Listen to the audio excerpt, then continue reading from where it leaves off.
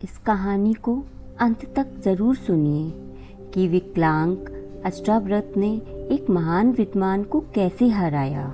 अष्टावक्र ऋषि कवि करोण और सुरचला, जो कि ऋषि उच्चालक की पुत्री थी, के पुत्र थे। जब वे अपनी माँ के गर्भ में ही थे तब उनके पिता वेद पढ़ रहे थे। एक दिन जब करोड़ किसी श्लोक का उच्चारण गलत कर बैठे तो गर्भ में ही स्थित अष्टावक्र ने उन्हें टोक दिया। करोड़ को ये बहुत बुरा लगा और उन्होंने क्रोधवश उन्हें श्राप दे दिया, तू 8 जगह से टेढ़ा मेढ़ा होगा। इसी कारण जब अष्टावक्र जन्मे तो उनका शरीर 8 जगह से टेढ़ा था। इसी वजह से उनका नाम पड़ा अष्टावक्र। अष्ट यानी 8, व्रत यानी टेढ़ा।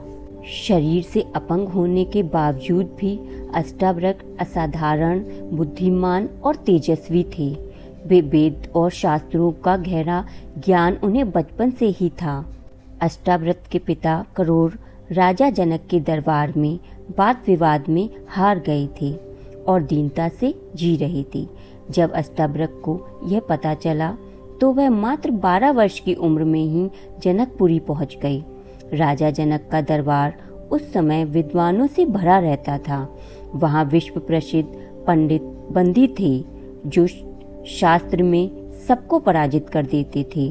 अष्टावक्र ने बंदी को शास्त्रास्त्र के लिए चुनौती दी।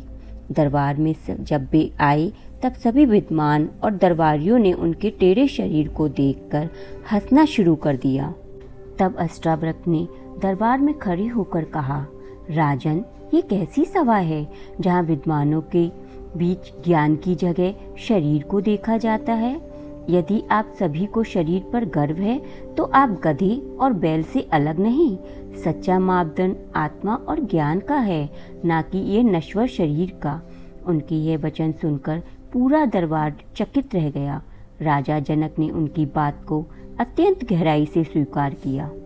बंदी ने अष्टावक्र से प्रश्न किया, यदि तू इतना ही ज्ञानी है तो बता, आत्मा का स्वरूप क्या है? क्या यह जन्म मरण को भोगती है या यह नश्वर शरीर ही सब कुछ है? अष्टावक्र ने उत्तर दिया, आत्मा ना तो जन्म लेती है ना मरती है। यह अजर अमर और शुद्ध है। शरीर मिट्टी से बना है और मिट्टी में ही मिल जाता है, लेकिन आत्मा उस मिट्टी को भी देखती है। यहाँ अष्टावक्र ने अद्वैत वेदांत का मूल सिद्धांत रखा। शरीर असत्य है, आत्मा ही सत्य है।